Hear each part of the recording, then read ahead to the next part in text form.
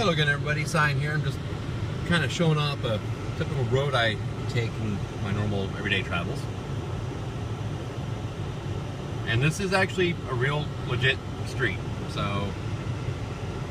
which is about a car width and a half wide, maybe.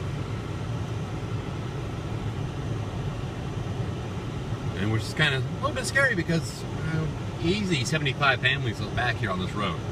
So I haven't. This is not the full length of the road, by the way, but yeah, there's quite a few people who live back here, and it's this little dinky road, icy as hell. You got to go up a pretty steep hill, and bumpy.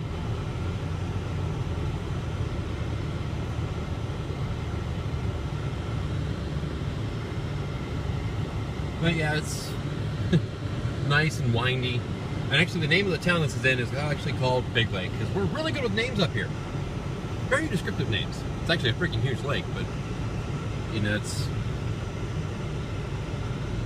I can't remember exactly how big it is. I'll have to look it up later, but yeah, we just called it Big Lake.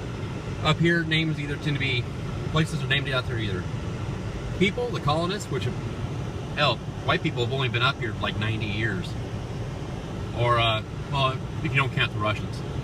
They've been here for a few hundred, but they'd come in the summer, trap a bunch of birds, and leave. They were smart enough not to stick around.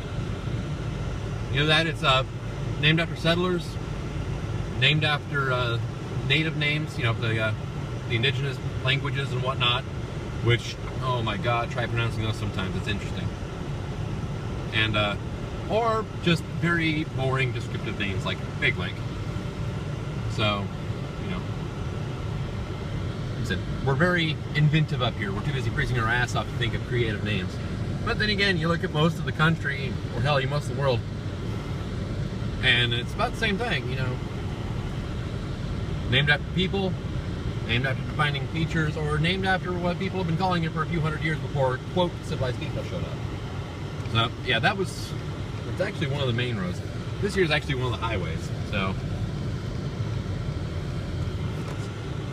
This is sitting up Parkway, actually.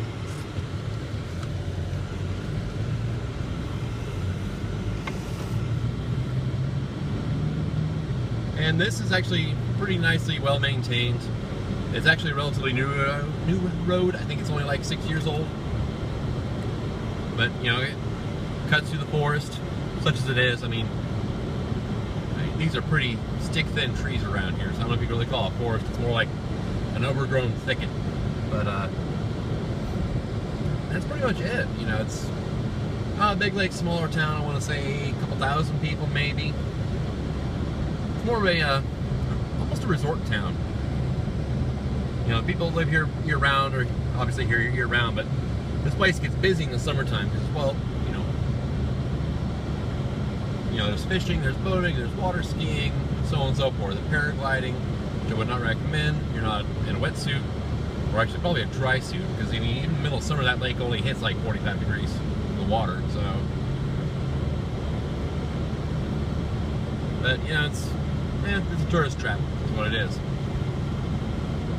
It's just rustic enough, people feel like they got the, quote, true Alaskan experience without having to go too far away. It's only about 45 minutes away from the biggest city in the state, so. But it's far enough away that it feels like you've gone way out in the country. In reality, you really haven't. But, you know, people like a sense of safe adventure, you know. They're like, oh, I did something, but at the same time, you're not too far away from the creature comforts of home, you know. It explains a lot about people right there, actually. But I'm going to quit rambling now and get back to work, so hope you enjoyed. Until next time, signing out.